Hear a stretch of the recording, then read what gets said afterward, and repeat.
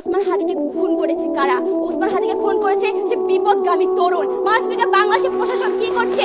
বাংলাদেশের প্রশাসন ওসমান হাদির খুনিকে এখনো ধরতে পারেনি। 24 ঘন্টার মধ্যে সেই ওসমান হাদির খুনি প্রশাসনকে বৃদ্ধা আঙ্গুল দেখিয়ে দেশ থেকে পালিয়ে গেছে। মাসফিকার এই প্রশাসন এখনো বসে আছে। মাসফিকার, ওসমান হাদি একজন প্রার্থী।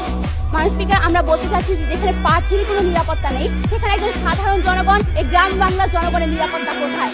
মাসফিকার, আমরা বলছি প্রশাসন ও নির্বাচন ব্যবস্থাপনা নিয়ে। মাসফিকার, বাংলাদেশের প্রশাসন ব্যবস্থা এতটাই মজার। বাংলাদেশের প্রশাসন ব্যবস্থা জাদুকরি মঞ্চের মতো।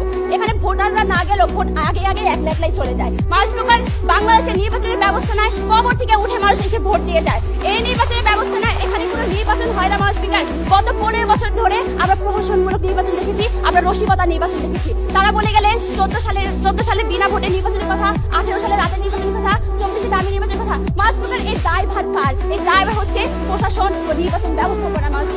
মাসফিকার, এই যখন দেশের নির্বাচন ব্যবস্থাপনা এবং প্রশাসন, তখন 4 কোটি তরুণ কেন 40 কোটি তরুণও এই দেশের কোনো উন্নয়ন করতে পারবে না। মাসফিকার, আজকে সরকারি দল এই 4 কোটি তরুণদের জয়গান নিয়ে যাচ্ছে। আমি তাদের প্রশ্ন করতে চাই, এই 4 কোটি তরুণ কি ঐক্যবদ্ধ ভোট ব্যাংক কিনা? মাসফিকার, আজকে এই 25% তরুণ তারা নিজেদের মাঝে 3-4 ভাগে বিভক্ত। কেউ জামাত সমর্থন করে, কেউ বিএনপি সমর্থন করে, কেউ আওয়ামী লীগ সমর্থন করে, এমনকি এদের মধ্যে অনেকে আছে নির্বাচন পর্যন্ত আগ্রহই নেই। সুতরাং এই ক্ষুদ্র এবং বিভক্ত গোষ্ঠীকে আপনারা কিভাবে আগামী নির্বাচনের নিয়ামক দাবি করেন তা পরিষ্কার করে দিয়ে যাবেন।